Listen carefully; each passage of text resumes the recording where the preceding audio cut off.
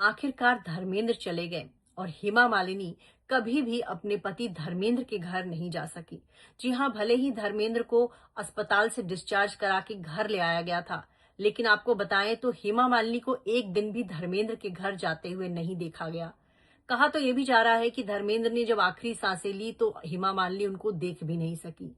ये भी कहने में है कि हेमा मालिनी जब तक शमशान पहुंची तब तक धर्मेंद्र को मुखाग्नि दे दी जा चुकी थी और शायद उन्होंने उनके अंतिम दर्शन किए हैं या नहीं, ये खबर कंफर्म नहीं है।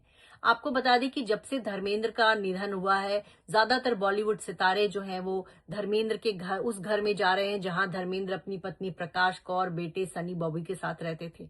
हेमा मालिनी ने भी अपना पति खोया है, लेकिन हेमा मालिनी के घर बहुत कम सितारे पहुंचे। इक्का दुक्का सितारों की गाड़ियां जो है हेमा मालिनी के घर पहुंची। देखा जाए तो हेमा मालिनी का दर्द भी कम नहीं है, लेकिन वो धर्मेंद्र की दूसरी पत्नी है और इस वजह से जो है बॉलीवुड के तमाम सितारे पहले सनी देओल और बॉबी देओल के घर जा रहे हैं और हेमा मालिनी को सांत्वना देने वाले लोग बहुत ही कम हैं।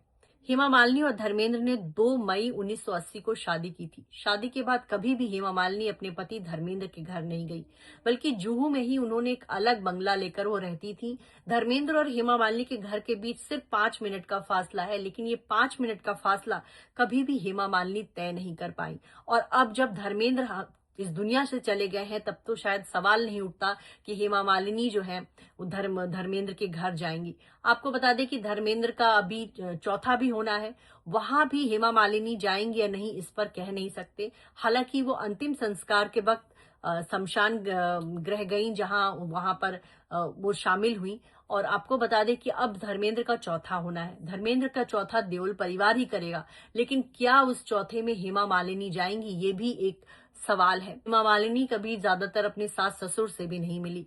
भले ही धर्मेंद्र ने हेमा मालिनी से शादी कर लिया था, लेकिन कभी भी वो हेमा मालिनी के साथ नहीं रहते थे।